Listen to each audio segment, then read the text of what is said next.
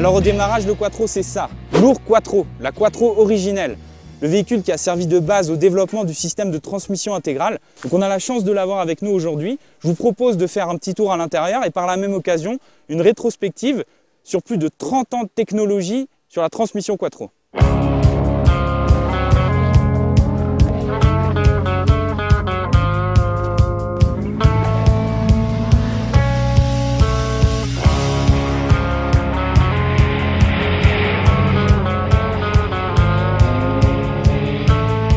L'histoire débute en 1976 en Laponie.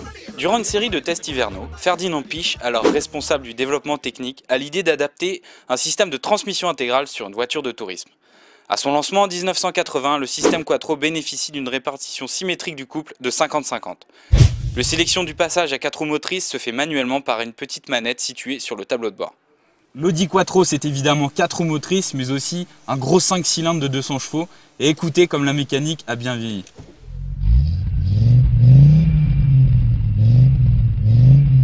Alors vous voyez à l'intérieur, c'est vraiment typé années 80 avec ce compteur analogique, ce tableau de bord très rectangulaire. Et particularité, c'est ce levier avec lequel on passe en 4 roues motrices. Les années 80 sont marquées par de nombreuses victoires en rallye. Et pour la première fois, une femme, Michèle Mouton, remporte une victoire au championnat.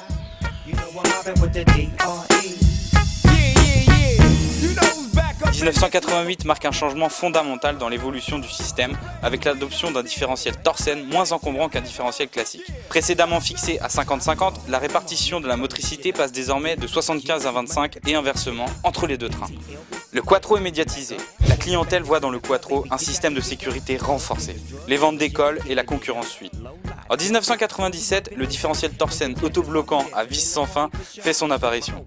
Il permet de répartir de façon continue en fonction des besoins jusqu'à 75% du couple au train offrant la meilleure adhérence. À la recherche d'un nouveau système de transmission intelligent, Audi tombe en 1995 sur un nouveau type d'embrayage, le système développé par le suédois Haldex. Il s'agit en fait d'un calculateur qui ajuste les caractéristiques de transfert de couple automatiquement en fonction des informations délivrées par la conduite. 3 ans plus tard, l'Audi S3 inaugure ce système. Dernière évolution en date, le Quattro Sport. C'est d'ailleurs l'Audi S4 en 2009 qui inaugure ce système à pont arrière piloté. L'objectif est de corriger les effets de sous-virage et augmenter la vitesse de passage en courbe. Ici, le différentiel permet d'envoyer jusqu'à 100% du couple sur l'une des deux roues arrière. Le succès du Quattro est associé à 2 choses. La première, à la sportivité, puisqu'on a développé le Quattro pour le sport automobile. Et la deuxième chose qui est inhérente au Quattro, c'est la sécurité. L'ultime évolution du Quattro a été présentée sur le dernier concept e-tron. Ici, il s'agit d'une implantation avec un moteur électrique par roue. Mais avant d'en savoir plus, il faudra patienter jusqu'à 2012 et sa commercialisation.